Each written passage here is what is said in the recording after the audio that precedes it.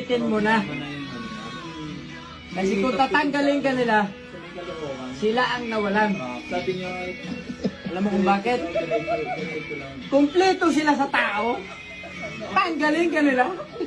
Sinong nawalan ngayon? Sila. Oh. Ngayon sabihin mo, ikaw wala ng trabaho. Nawalan sila na magtatrabaho. Mga bubo ba sila? Alam mo, ang utak ng tao, umiikot lang yan sa barya eh. Pinaikot mong barya, pagka tinap mo yan, wala na yan. Ngayon, ikaw, barya ka na umiikot sa kanila. Eh, tinanggal ka nila. Wala nang umiikot na barya doon. Ang lalim ng mare.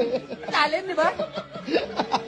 Ngayon, tatanggalin ka nila. Dati may paikot-ikot doon. Ngayon, wala na. Wala nagdulugaw. Hindi lang lugaw. Paris pa yun, pare. Kasi ka-Paris mo, paikot-ikot eh. Alam mo ang mami na walang noodles? Parang ganun lang yung trabaho mo. Ang yung byuda. Ikaw ang mami. Ang trabaho, noodles. Ngayon, pagka tinanggal ka, wala nang mami, wala pang noodles. Ano nangyari sa mamihan nila? Hindi na mamihan yun. Ano na yun, pre? Wala na yun, pisto na lang yun.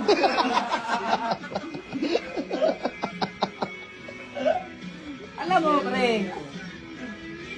kaya mahirap din mga muhan eh. May amo ka, empleyado ka. Pag nawalan sila ng empleyado, amo pa bang tawag sa kanila? Kaya huwag nilang tanggalin ang empleyado. Kay amo sila eh. Ngayon, pag wala silang empleyado, tawagin mo bang amo niya? Walang empleyado? Kailan naging boss ang walang tauhan? Yan ang iisipin mo lagi. Eh di pag umalis siya, bababa rin yung posisyon nun kasi hindi na siya boss. Ay, Ganun oo. yun. Wala na siya.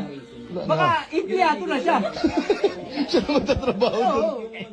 Ikaw ba eh, yung kunyari may convenience store ka, o sabihin natin, tindahan, Alphamart ka na, gumabanggit ka pa eh. Ito nga, convenience store. May convenience store ka. Eh may tindahan ka ngayon, no? Boss ka. Eh may tao ka. Yung tao mo, tanga.